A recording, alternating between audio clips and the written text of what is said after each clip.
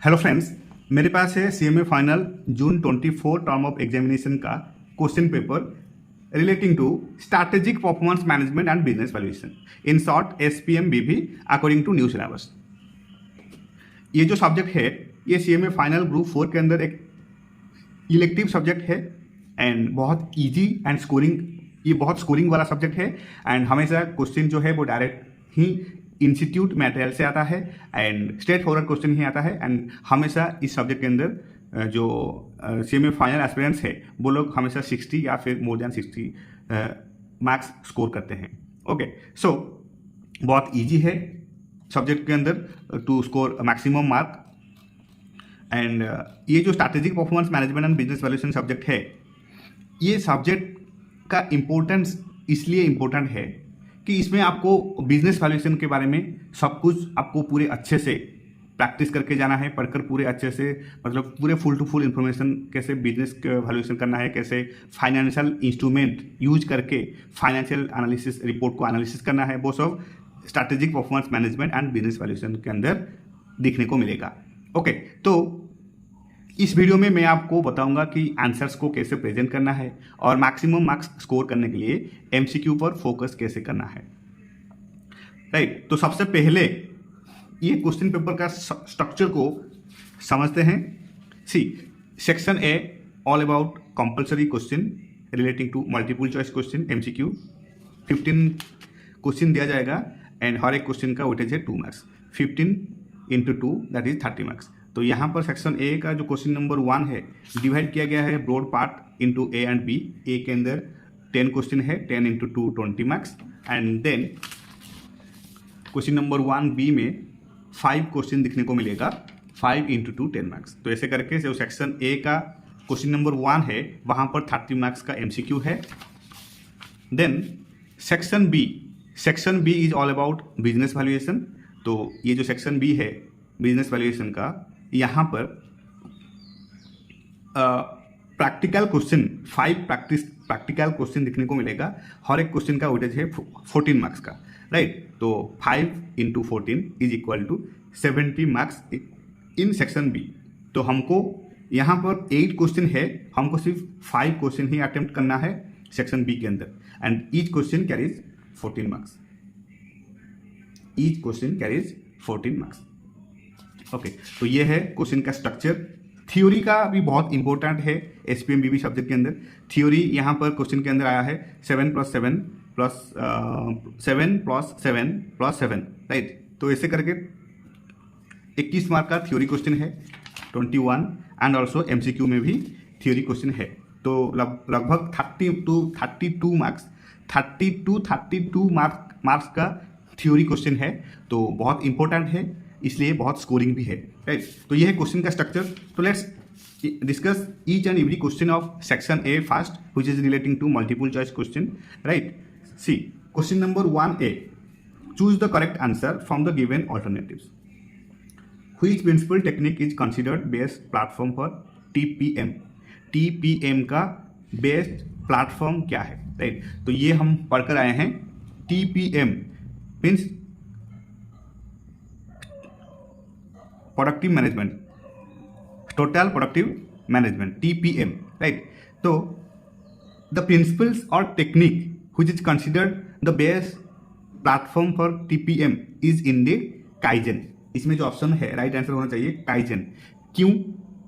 वो इसलिए काइजन जो है, काइजन के बारे में हम लोग इंटरमीडिएट के अंदर अच्छे से पढ़ कर आए हैं। Kaizen means continuous improvement.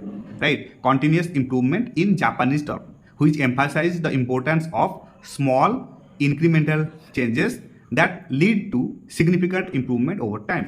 Right, तो सी यहाँ पर मैंने डायरेक्टली जैसे आंसर में आंसर शीट में लिखना है वैसे ही यहाँ पर हम लोग आंसर शीट को प्रैक्टिस करेंगे। राइट, क्वेश्चन का आंसर लिखेंगे एंड एक्सप्लेनेशन भी यहाँ पर लिखेंगे। राइट, तो ऐसे ही हेडिंग देना है, answers to question number 1 section A. Right, answer to question number 1 section A. तो ऐसे ही हेडिंग लिखना है यहाँ पर, ऐसे ही सेक्शन ए। तो then question number 1, right. Now आते हैं क्वेश्चन नंबर 1 का ए। तो ए में क्या क्वेश्चन है, which principal technique is considered the best platform for TPM. TPM का बेस्ट प्लेटफॉर्म क्या है? ऑप्शन दिया गया है 6 sigma, 5S, SMED and kaizen. तो राइट आंसर होगा काइजन। तो ऐसे ही हमको लिखना है क्वेश्चन नंबर 1A का जो आई है वो ऑप्शन है काइजन, राइट। और अगर टाइम बचे तो मेंशन भी कर देना चाहिए, so that it will be एक गुड इम्प्रेशन, राइट। तो काइजन अगर एक्सप्लेनेशन लिखना है तो एक्सप्लेनेशन लिख सकते हो, जैसे कि द प्रिंसिपल और technique,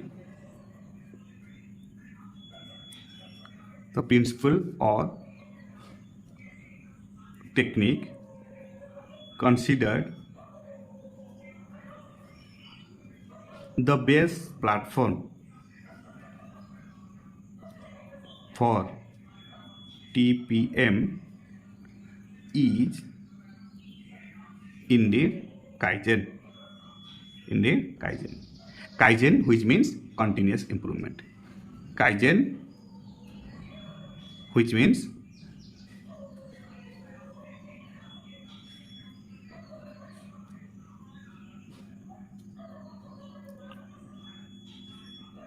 continuous improvement. and in Japanese लोग जो क्या करते हैं, वो लोग हमेशा एम्फासाइज करते हैं the importance of small incremental changes and that lead to significant improvement over time. तो जापानीज का टर्म ये है kaizen. Kaizen means continuous improvement. तो टीपीएम का जो टेक्निक है, बेस्ट प्लेटफॉर्म टेक्निक है, वो है काइजन। तो राइट आंसर होगा option number D. Now question number II, the pricing of niche product is appropriate to whom. The pricing of niche product is appropriate to whom. तो इसका right answer क्या होगा? Options given, first number 1 perceived value pricing, या फिर penetration pricing, या फिर differential pricing, या फिर फुल कॉस्ट प्राइसिंग, राइट। तो ये बुक्स के अंदर है, डायरेक्ट क्वेश्चन आया है, the pricing of niche product is appropriate to whom. तो इसका राइट आंसर जो है वो होना चाहिए option number A, perceived value pricing, right.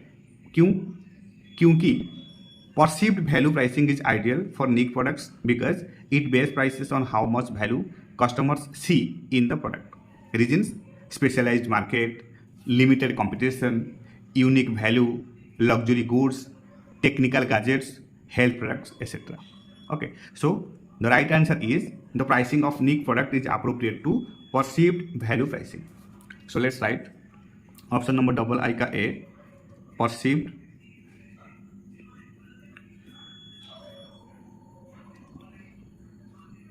value pricing, right. अगर explanation लिखना है तो ऐसे लिख सकते हैं,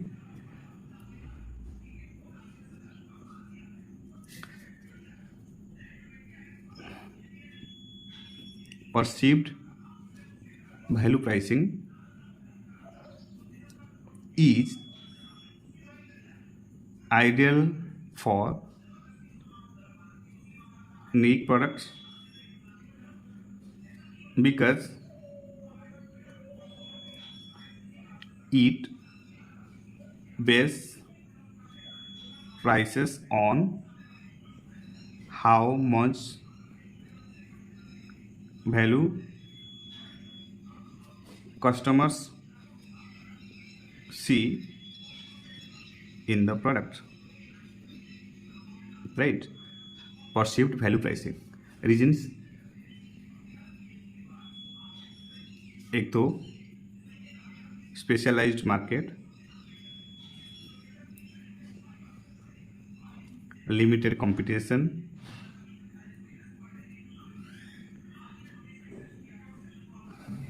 unique value, luxury goods, etcetera, right. तो ऐसा ही 2 to 3 लाइन्स लिखना है अगर एक्सप्लेनेशन लिखने के लिए क्वेश्चन के अंदर दिया गया है तो, राइट। अगर मैंडेटरी नहीं है तो नहीं लिखना है। Then question number III, which of the following is are not the element या फिर parameter of NCAER model of corporate distress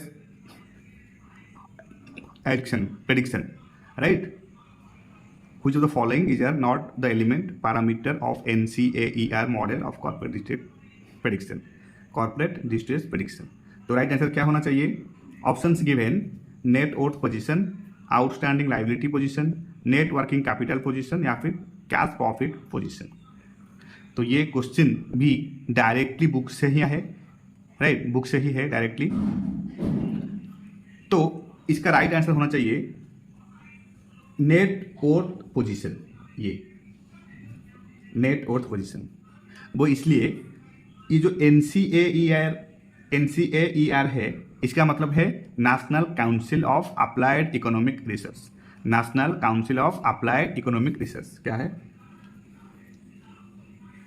national council of applied economic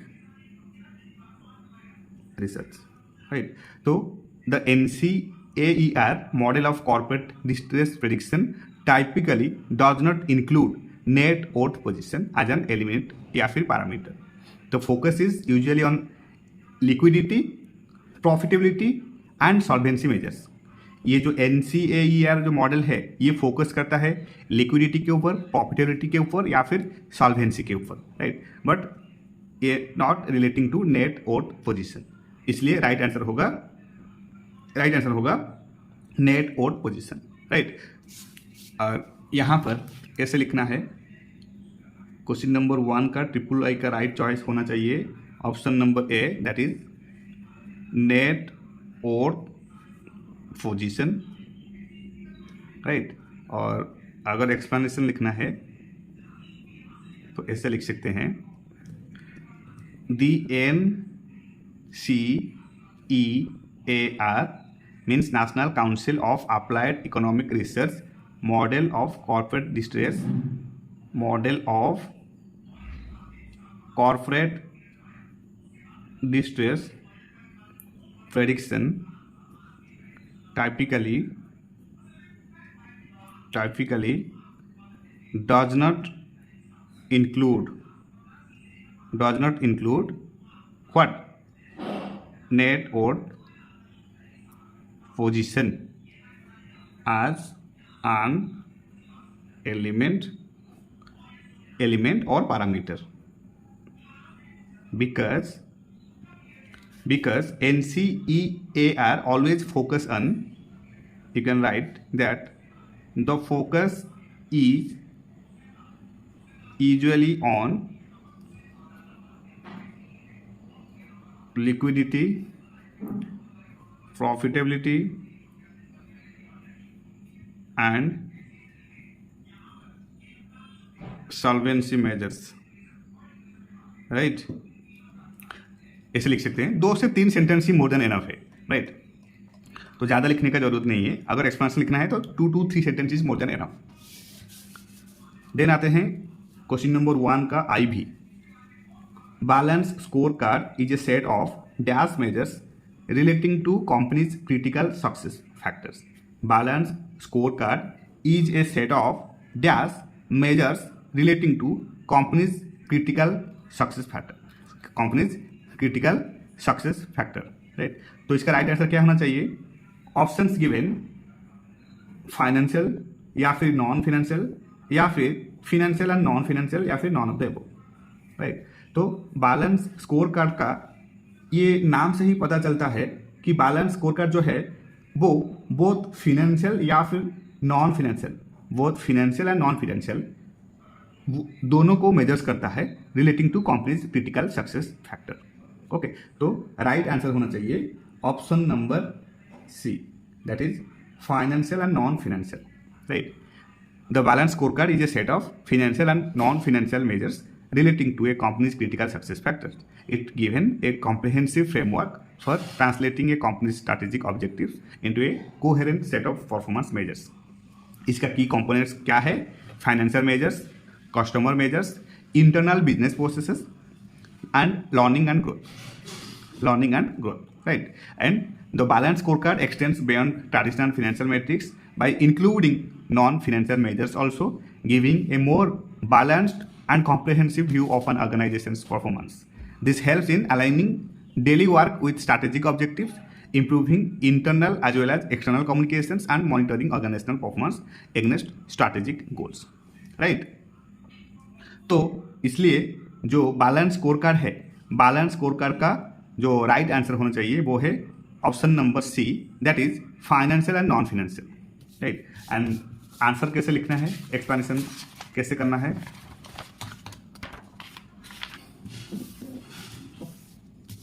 right.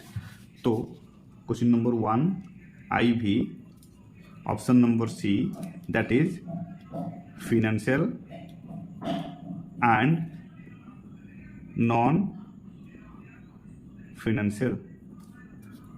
Financial and non financial. अगर explanation लिखना है तो ऐसे लिख सकते हैं,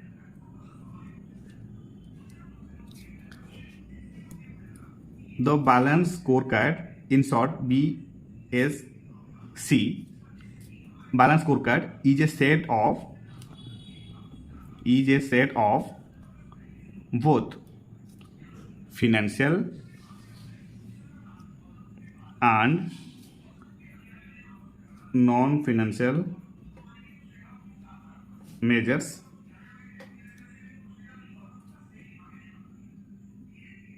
relating to a company's critical success factors. Critical success factors. It provides a comprehensive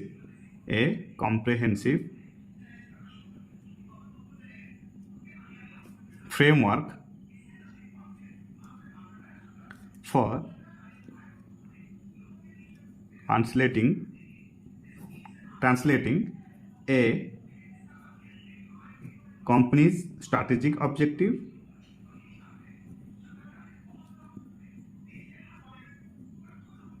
into a coherent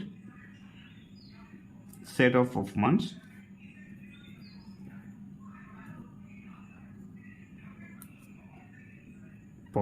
measures. Okay, इतना ही लिखना है. This is more than enough. तो फुल टू फुल 2 मार्क्स मिल जाएगा. Then question number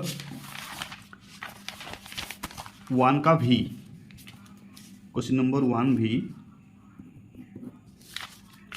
the asset turnover is a measure of dash which measures how efficiently a company uses its asset to generate sales. Options given, productivity, या फिर both profitability and productivity, या फिर none of the above. Right. तो ये बहुत easy है, easy MCQ है.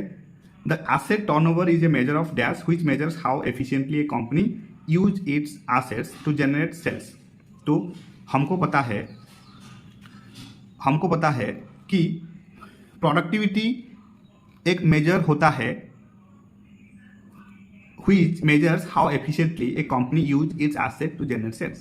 कैसे? See, asset turnover ratio means what? Asset turnover means this ratio is calculated as the company's total sales or revenue divided by its assets. It indicates how effectively a company is using its assets to produce sales. Simple. And productivity का meaning क्या है? Productivity measures reflects the efficiency with which a company utilizes its assets. A higher asset turnover ratio means the company is generating more sales per unit of assets, indicating better productivity. Right? तो इसलिए जो right answer है वो होना चाहिए option number B, that is productivity. Okay. तो यहाँ पर लिखना है आंसर के अंदर भी का राइट आंसर होगा choice number B, that is productivity. Okay. Now explanation लिखना है.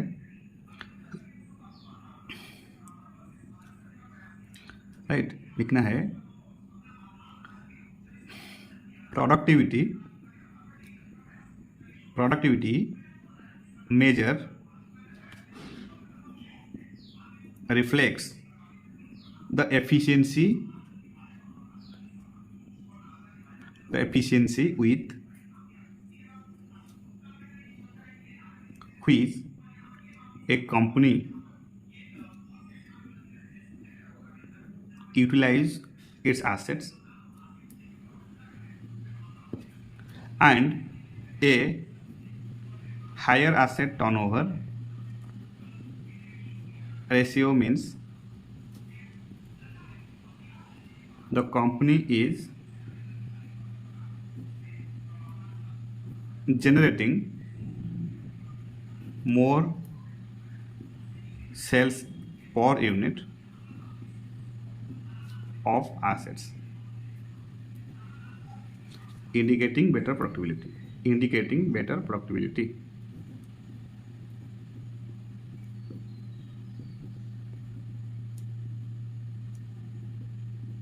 Right?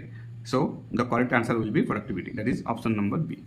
Productivity measures reflects the efficiency with which a company utilize its assets.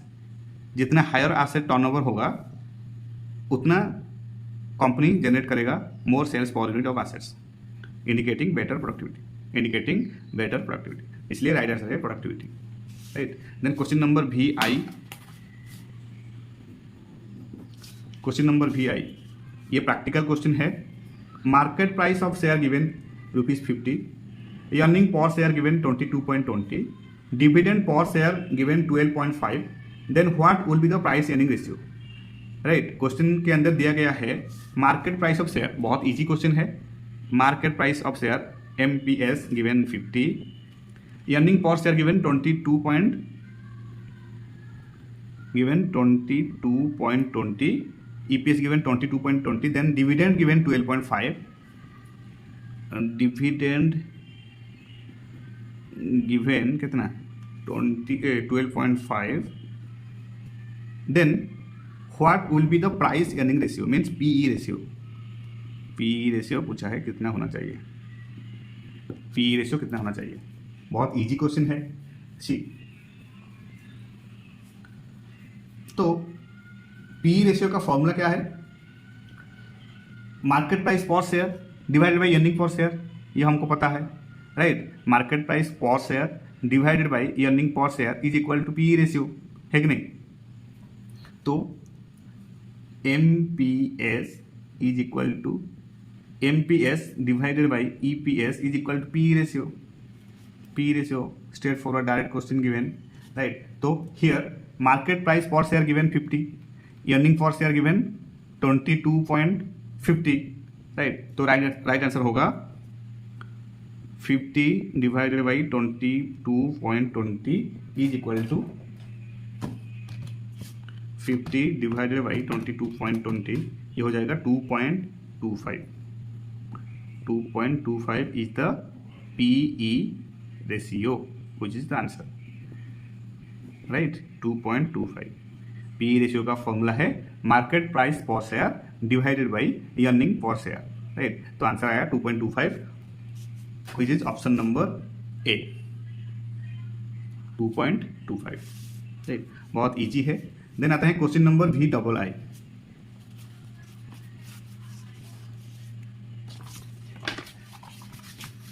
Question number VII. Right. Question number VII.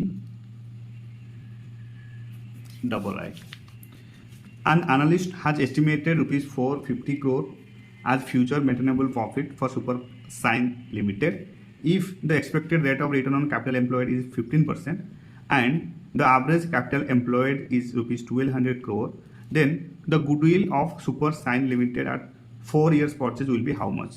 बहुत easy question है. Right. Goodwill of super profit limited at 4 years purchase कितना होना चाहिए.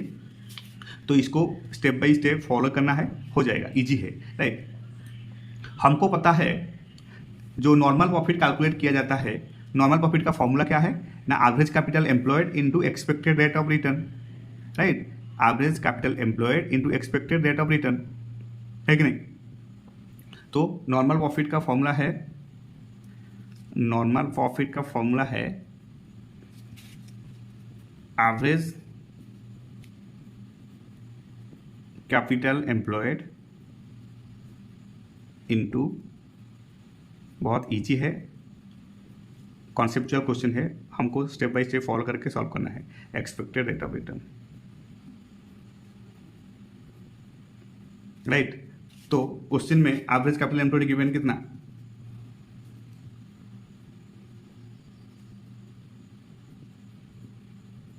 Given 1200 crore, expected rate of return given, expected rate of return given कितना 15%, right. तो normal profit कितना होगा, normal profit will B 1200 into 15/100, है कि नहीं, या फिर 1200 इंटू 0.15, ये हो जाएगा 1200 इंटू 0.15, 1200 इंटू 0.15, ये हो जाएगा 180 करोड़, 180 करोड़। ये आ गया नॉर्मल प्रॉफिट, राइट, ये आ गया नॉर्मल प्रॉफिट। नाउ कैलकुलेट करना है सुपर प्रॉफिट। तो सुपर प्रॉफिट का फॉर्मूला क्या है, सुपर प्रॉफिट का फॉर्मूला क्या है, सुपर प्रॉफिट का फॉर्मूला है future maintainable profit minus normal profit. ये हम लोग CFR के अंदर अच्छे से पढ़कर आए हैं, राइट, बिजनेस कॉम्बिनेशन के अंदर। तो सुपर प्रॉफिट का फॉर्मूला है, सुपर प्रॉफिट का फॉर्मूला है future maintainable profits minus normal profits, है कि नहीं। Future maintainable profits minus normal profit, ये है सुपर प्रॉफिट का फॉर्मूला। तो future maintainable profit here, future maintainable profit for super limited given 450 crore, future maintainable profit for super sign limited given 450 crore, already given. So future maintainable profit is 450 crore, right, and normal profit आज calculated, normal profit कितना आया है हमारा, normal profit कितना आया है 180 crore, right, 180 crore. तो right answer क्या होगा, सुपर प्रॉफिट कितना होगा, now super profit will be 450 minus 180 is equal to 450 minus 180, यह आ जाएगा 270 करोड़, 270 करोड़, राइट। हमारे पास नॉर्मल प्रॉफिट आ गया है, हमारे पास सुपर प्रॉफिट आ गया है। Now question given that the goodwill of super profit super sign limited at 4 years purchase will be how much, right. तो सुपर प्रॉफिट का 4 years परचेज, राइट। तो गुडविल का फॉर्मूला क्या है ना, super profits into years purchase, number of years purchase. Super profit कितना गिरा है 270 करोड़ इंटू ईयर्स परचेज कितना 4, तो ये कितना होगा 270 इंटू 4 1080 1080 करोड़, ओके। तो राइट आंसर होगा option number C, that is 1080 crore. बहुत इजी है, सिर्फ फॉर्मूला याद होना चाहिए। तो राइट आंसर होगा ऑप्शन नंबर सी, ये है answer. Then question number V III, a company has reported that profit before tax है 1000 crore and the applicable tax rate is 30%. Applicable tax rate is 30% and it has a return on equity 14%. If it has other equity of 4000 crore and the face value of the share is ₹10, then its earning per share will be how much? Its earning per share will be how much? Right? तो बहुत बढ़िया question है, again एक conceptual question है, practical question. Company के पास profit before tax है 1000 crore, right, let's write here question number V III। Company के पास profit before tax PBT कितना है 1000 करोड़, है कि नहीं। पीबीटी है कितना 1000 crore, right, and applicable tax rate given 30%, tax rate given 30%। Right. 30% means कितना हो जाएगा टैक्स अमाउंट? टैक्स अमाउंट हो जाएगा 1000 into 30% is equal to 700 crore, है कि नहीं? रेट है 30%, प्रॉफिट बिफोर टैक्स है 1000 करोड़, तो टैक्स अमाउंट हो जाएगा 700 करोड़, इजी, राइट। देन काम यहाँ पर फिनिश नहीं हुआ है, बस और भी बाकी है। देन इक्विटी कैलकुलेट करना है। See equity, we use the return on equity formula to find the consolidated equity, right. तो रिटर्न ऑन इक्विटी का फॉर्मूला क्या है? Profit after tax divided by equity, right, total equity. तो total equity कितना होगा? See here equation wise follow करना है। Return on equity is equal to profit after tax divided by total equity 14%, right, is equal to 700 crore जो आया profit, 700 crore जो आया है आपका क्या? Profit after tax. कैसे? पैट कैसे आया है? PBT minus tax amount, PBT minus tax amount is equal to PAT, profit after tax, है कि नहीं?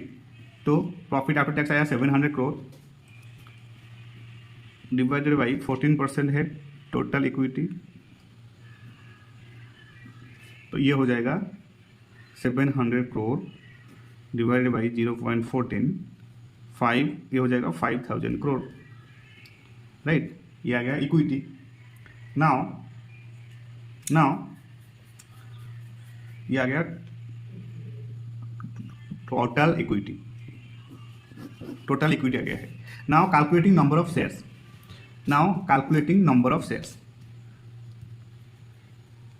नंबर ऑफ शेयर्स कैलकुलेट करने के लिए हमको देखो, सी टोटल इक्विटी आया है 5000 करोड़, टोटल इक्विटी हमारे पास आ गया है 5000 करोड़, है कि नहीं? देन टोटल इक्विटी आ गया है। Other equity already given in question, other equity जो है वो already given in question, that is ये है given 4000 crore already given in question, तो other equity 4000 crore. Face value of each share given ₹10, face value of share given ₹10, है कि नहीं? Face value of share given ₹10। Now first we calculate the share capital, right, first we need to calculate the share capital, right, means total equity is equal to other equity plus share capital 5000 crore, okay, right. तो ऐसे ही करना है।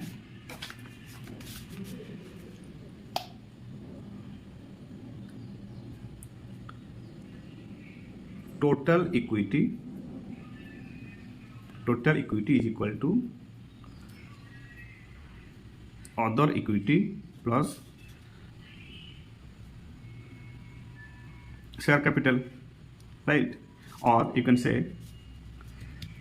ऐसे लिख सकते हैं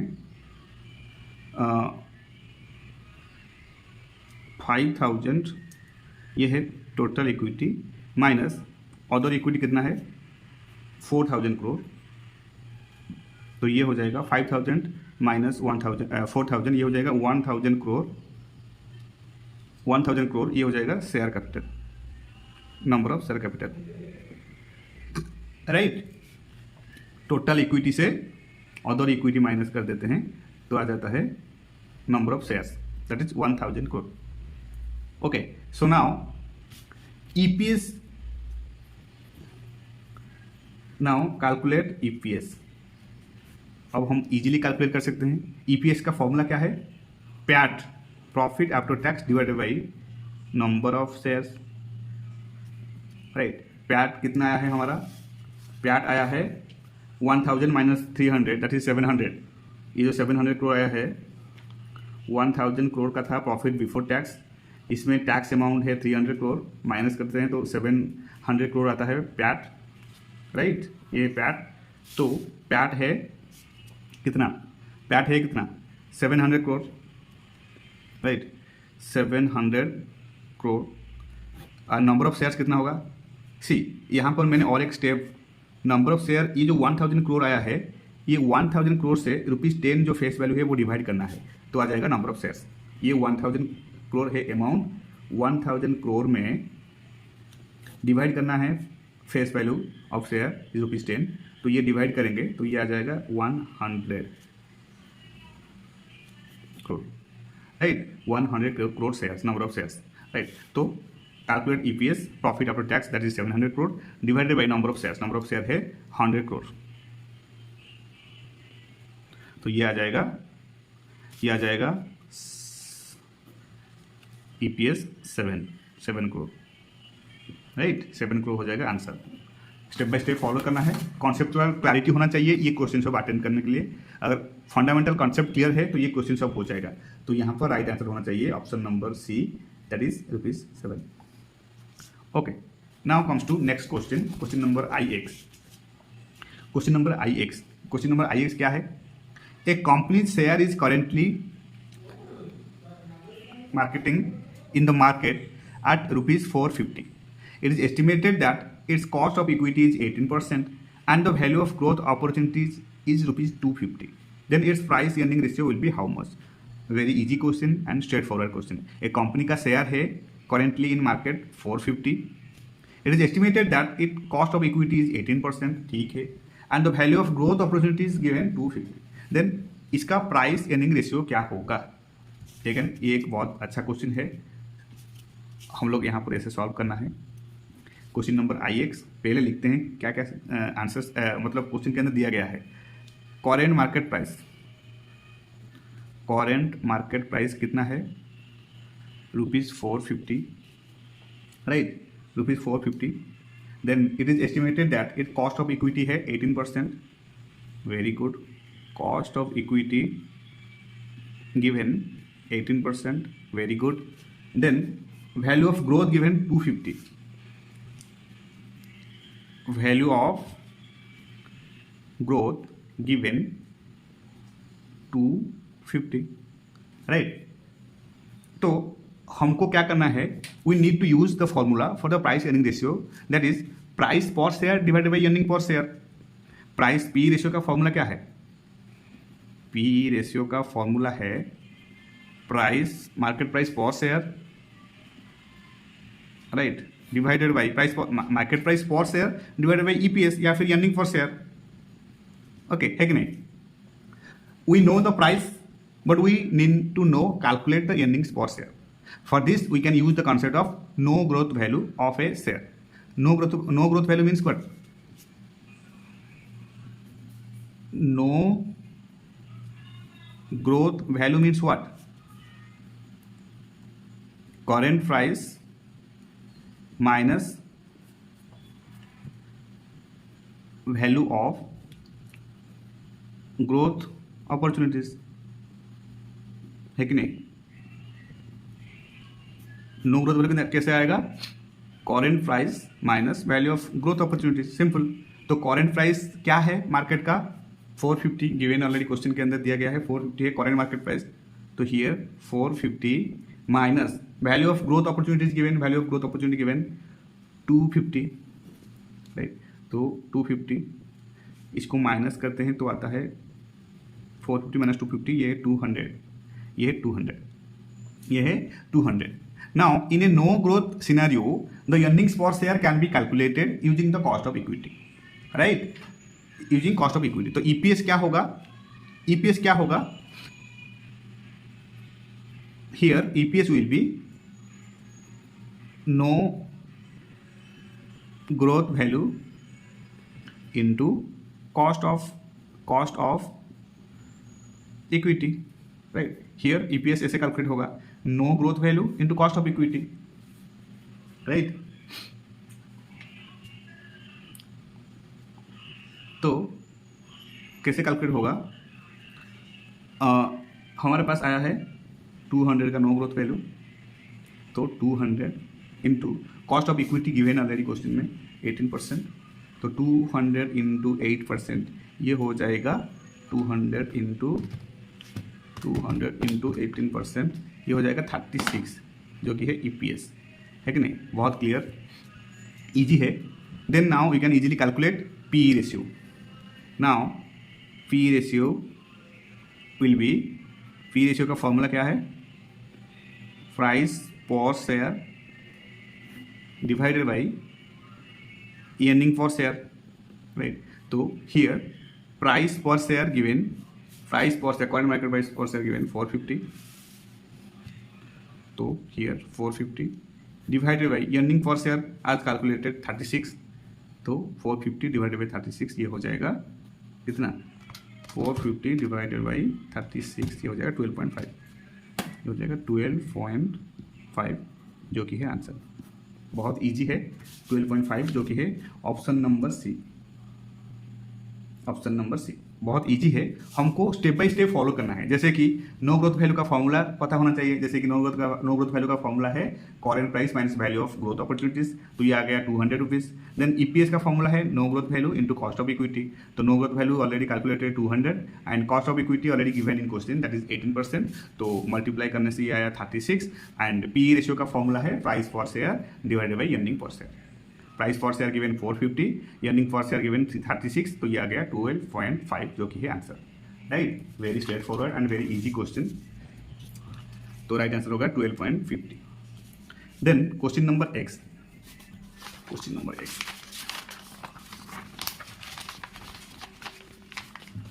question number X, question number X क्या है, ये है question number X. Given that if a person buys a 5-year bond, if a person buys a 5-year bond in which he can realize a coupon rate of 5%, but the rate of inflation is 8%. A person buys a 5-year bond in which he can realize a coupon rate of 5%, but the rate of inflation is 8%. The purchasing power of the bond interest is how much? या फिर the purchasing power of the bond interest has what? Increased, या फिर decreased, या फिर no effect on purchasing power, या फिर all of these depend upon the market situation. All of these depend upon the market situation. तो answer क्या होना चाहिए? See here coupon rate given 5%, coupon rate 5% already given, and inflation rate given 8% given in question, right? Now when the inflation rate is higher than the interest rate, जो कि in this case the coupon rate, the purchasing power of the money will significantly decreases, simple, and this is because the increase in price, that is inflation, it outpaces the growth of the investment. Okay, तो कैसे हमको पता चलेगा? To calculate the real rate of return we can use the Fisher equation.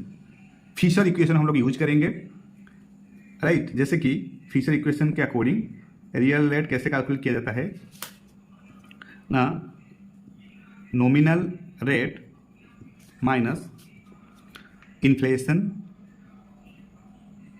Inflation rate, inflation rate, okay. So nominal rate से inflation rate को minus करेंगे तो real rate आ जाएगा, राइट। नाउ सिंस हमारे पास नॉमिनल रेट है, nominal rate कितना है, जो कि 5% कूपन रेट है, नॉमिनल रेट 5% है। यहाँ पर इन्फ्लेशन रेट कितना है, 8%। नॉमिनल रेट है 5% बट इन्फ्लेशन रेट है 8%, तो यहाँ पर क्या हुआ है, -3%, -3% आ रहा है रियल रेट, राइट। तो since the result is negative, this means that the purchasing power of the bond interest has decreased. This -3% means the purchasing power of the bond interest has decreased. अगर simple भाषा में समझा जाए तो while the investor is earning 5%, while the investor is earning 5% on their bond, prices are increasing at 8%, right? And this means that the money earned from the bond interest will be able to buy less in the future than it can now. जो आज जितना bye किया जाना चाहिए था वो क्या है, वो फ्यूचर में और भी लेस बाय मतलब किया जाएगा, राइट। तो इसलिए जो purchasing power of the bond interest वो डिक्रीज हो गया है, right. While let's write while the investor is earning 5% on their bond prices are increasing at 8%, है कि नहीं? As per the question, this means that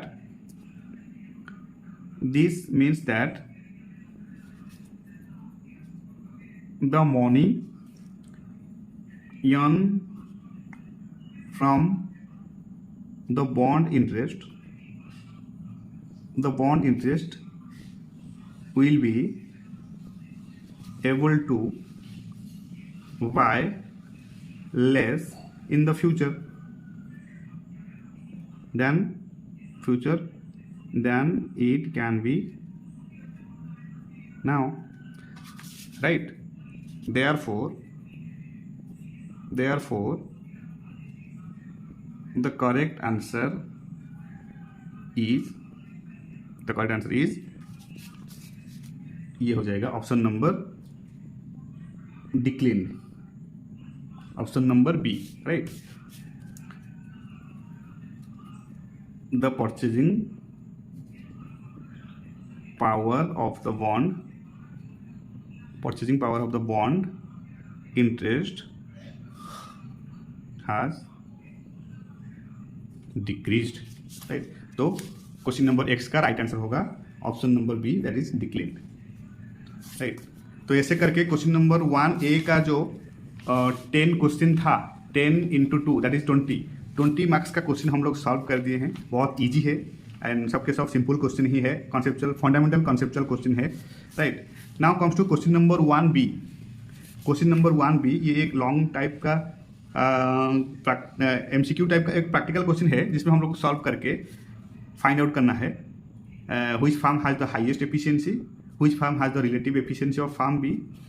for inefficient firm क्या होना चाहिए, and input slack for firm B is what and output target for firm B is what, right. तो see here in question given that firm A B C D capital employed हुआ है in millions rupees में 8.2 ए का, 2.2 B का, 15.6 C का and 31.6 D का। Similarly value added also given 1.8, 0.2, 2.8, 4.8, 4.1. Again, C is of the opinion that the value added is the comparable output and the capital employed is the comparable input. Right? C is the opinion that the value added is the comparable output. जो value added है वो है comparable output, ठीक है, and the capital employed is the comparable input. जो capital employed हुआ है वो है comparable input. Then now accordingly C extract the data of the two variables across the four farms. Right? Now choose the correct option from the given alternatives based on the above scenarios. तो हमको find out करना है which farm has the highest efficiency. Which farm has the highest efficiency. Right, तो कैसे calculate करते हैं highest efficiency? To determine which firm has the highest efficiency we need to calculate the ratio of output. Ratio of output here value added, ratio of output that is value added to input. Input here means capital employed for each firm, and this ratio is often called the value added ratio और capital productivity ratio या फिर capital productivity ratio, right. The firm with the highest ratio will be considered the most efficient, right. So now let's calculate this ratio for each farm, right? So let's calculate question number 1B, right? Here farm A का right, farm A का जो है कितना है 1.8 है value added, 1.8 divided by 8.6 ये हो जाएगा। ऐसे ही फार्म बी का 0.2 डिवाइडेड बाई 2.2, फार्म सी का 2.8 डिवाइडेड बाई 15.6, फार्म डी का होगा 4.1 डिवाइडेड बाई 31.6, जिसका हाईएस्ट होगा वो होगा हाईएस्ट एफिशिएंसी, राइट।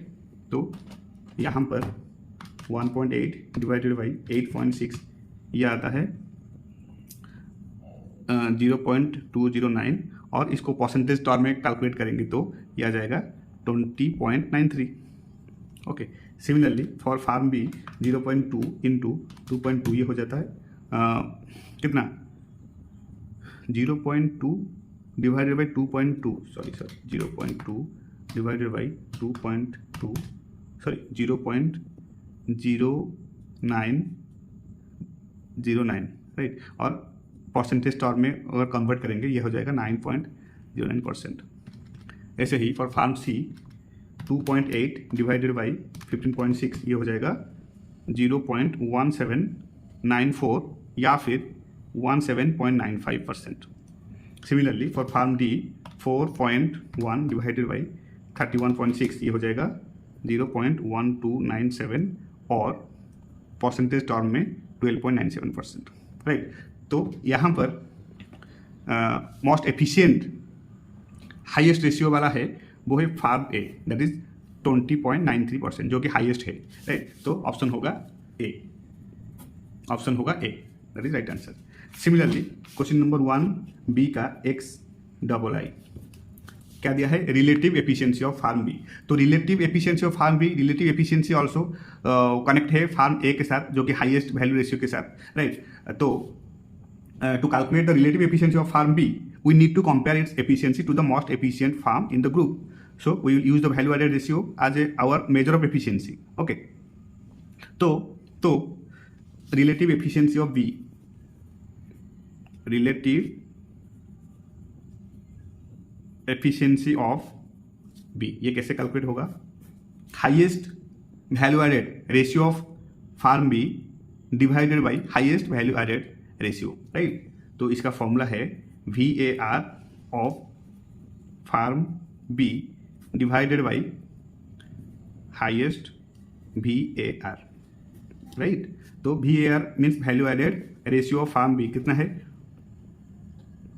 कितना है value added ratio of firm B कितना है, जल्दी कितना आया है 9.09% ना, हाँ ये 9.09%, right.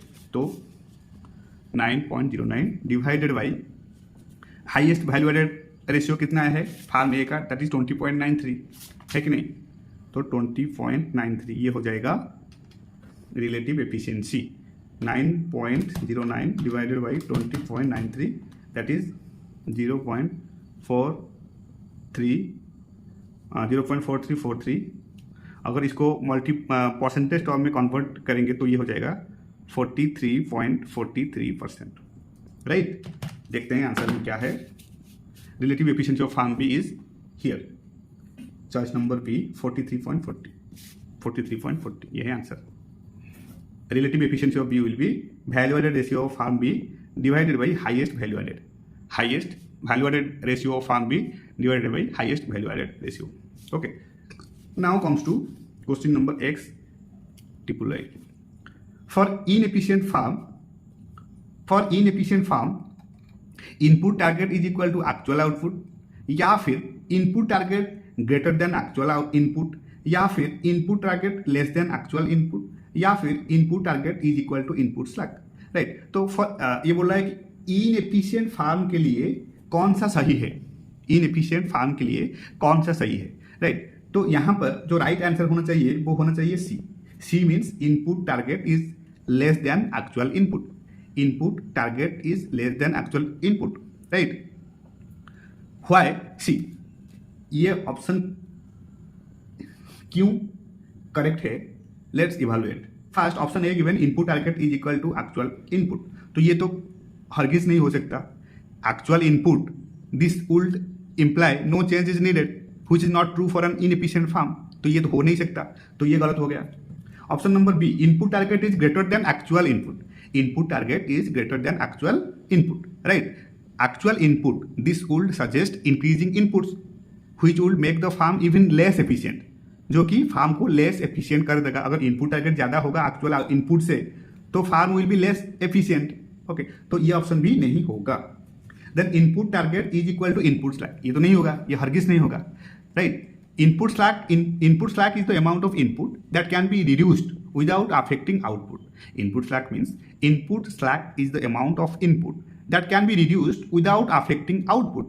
The target will be the current input minus the slack. The target क्या होना चाहिए, current input से slack को minus करना है and not necessarily not equal to the slack itself, right? तो ये भी wrong है, तो right answer होगा input target is less than option number C. Input target less than actual input, right? तो ये है right answer. Now comes to question number XIV. Question number XIV. XIV क्या दिया है? Input slack for farm B is what? Input slack for farm B is what? तो input slack का formula क्या है, राइट? इनपुट स्लैक कैलकुलेट करने के लिए फर्स्ट हमको रिकल करना है that firm A is the most efficient with a value added ratio of 20.93. हमको पता है फार्म ए का रेशियो कितना था, 20.93%, है कि नहीं? We need to calculate what firm B's capital employed should be if it were as efficient as firm A while producing its current value added, right? Firm B का current data क्या है? Firm B का current data क्या है? Firm B का current data क्या है? See, current data है कैपिटल एम्प्लॉयड हुआ है 2.2 एंड वैल्यू एडेड है 0.2. फार्म बी का गिवन, सो फार्म बी का कैपिटल एम्प्लॉयड है कितना, 2.2 एंड वैल्यू एडेड गिवन 0.2, है कि नहीं? तो now first we need to calculate, क्या कैलकुलेट करना है? Target input, right? Target input इसलिए कैलकुलेट करना है, इनपुट स्लैक का फॉर्मूला है actual input minus target input. Input slack का फॉर्मूला है, इनपुट स्लैक का फॉर्मूला क्या है ना, actual input minus target input. Actual input से टारगेट इनपुट को माइनस करेंगे, एक्चुअल इनपुट से टारगेट इनपुट को माइनस करेंगे तो इनपुट स्लैक आ जाएगा. तो टारगेट इनपुट कैसे कैलकुलेट करेंगे? पहले टारगेट इनपुट, राइट? तो टारगेट इनपुट कैलकुलेट करने के लिए फॉर्मूला होना चाहिए value added divided by best efficiency ratio. Best efficiency ratio बहुत सिंपल है. तो हमारे पास वैल्यू एडेड है, वैल्यू एडेड कितना है? 0.2 फार्म बी का 0.2. नाउ बेस्ट एफिशिएंसी रेशियो क्या है? फार्म ए का हमको पता है 20.93%, राइट? और यू कैन राइट हियर 0.2093.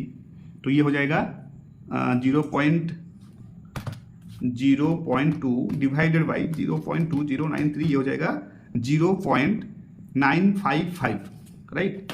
तो ये हो जाएगा 0.955 मिलियन, है कि नहीं? 0.955 मिलियन, राइट? तो हमारे पास टारगेट इनपुट आ गया है. Now we can easily calculate input slack.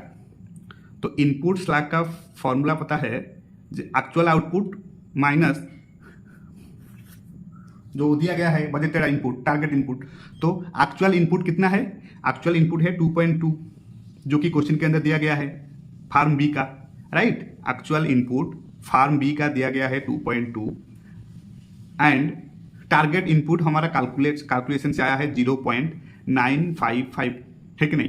तो 2.2 से 0.955 माइनस करेंगे तो आ जाएगा इनपुट स्लैक. 2.2 माइनस 0.955, तो ये आ जाएगा 1.245 जो कि है इनपुट स्लैक. 1.245 ये है आंसर, जो कि है ऑप्शन नंबर बी. ये ऑप्शन नंबर बी.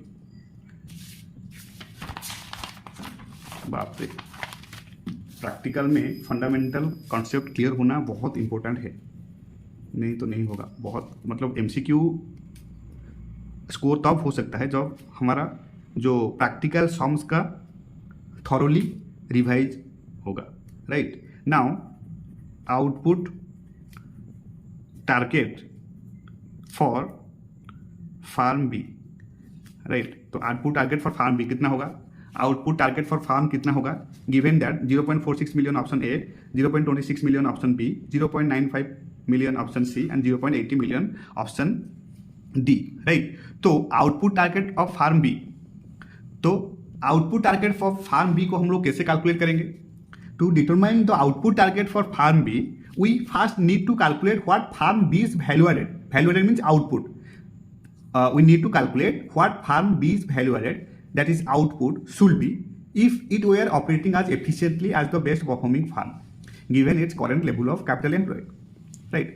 कैसे? See, first हमको रिकॉल करना है कि फार्म ए के अंदर हाईएस्ट वैल्यू एडेड था, दैट इज 20.93, जो हम फास्ट कैलकुलेट करके आए थे, राइट। आज we calculated that firm A का 20.93 है highest value added. Now firm B का हमको पता है, फार्म बी का जो कैपिटल एम्प्लॉयड है, फार्म बी का जो कैपिटल एम्प्लॉयड है 2.2 एंड वैल्यू एडेड है, कैपिटल एम्प्लॉयड है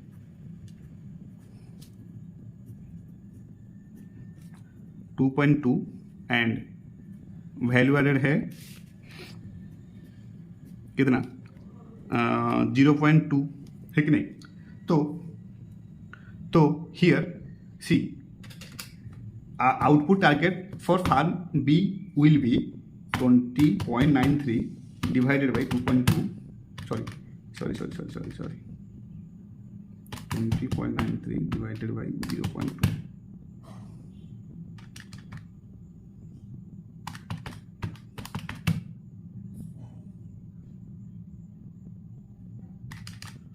0.2, डिवाइडेड बाई 2.2। इसका राइट आंसर 0.46 होना चाहिए मेरे हिसाब से, फिर भी डाउट में हूँ।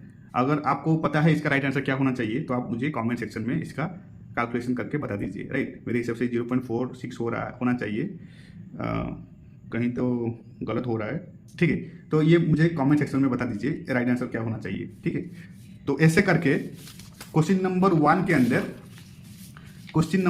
अंदर section question number 1 that is section है, जो एमसीक्यू टाइप है, वो सब हम लोग यहाँ पर कैलकुलेट करके आपको प्रेजेंट किया हूँ। ऐसे ही सॉल्व करना है प्रैक्टिकल क्वेश्चन का एंड थ्योरेटिकल क्वेश्चन का ऑप्शन लिखना है। अगर आपके पास टाइम है तो ऑप्शन क्या है वो भी लिखना है, एंड अगर क्वेश्चन के अंदर एक्सप्लेनेशन करने के लिए दिया गया होगा तो जरूर एक्सप्लेनेशन करना है, जैसे कि मैंने यहाँ पर एक्सप्लेनेशन मेंशन किया हूँ, तो ऐसे ही लिखना है। अगर क्वेश्चन के अंदर दिया है तो, अगर नहीं दिया है तो एक्सप्लेनेशन का कोई रिक्वायरमेंट नहीं है। एंड जहाँ पर जस्टिफिकेशन इज रिक्वायर्ड, वहाँ पर क्वेश्चन के ऊपर हेडिंग में दिया गया होगा कि justification necessary against your answer, okay. यहाँ पर क्वेश्चन के अंदर नहीं दिया है तो इसलिए आपको सिर्फ चॉइस ही चूज करना है। अगर आप लिखोगे तो इंप्रेशन अच्छा जाएगा, अगर नहीं लिखोगे फिर भी मार्क मिलेगा, राइट। तो यह है SPM BB का जो MCQ का सेक्शन ए का सॉल्यूशन। एंड इसके नेक्स्ट वीडियो में जितने भी सारे जो सेक्शन बी का जो प्रैक्टिकल क्वेश्चन है, जो 14 मार्क्स वाला 5 क्वेश्चन, वो सब हम लोग एक नेक्स्ट वीडियो के अंदर अच्छे से प्रैक्टिस करेंगे with answer writing, right, answer writing के साथ, okay. So this is it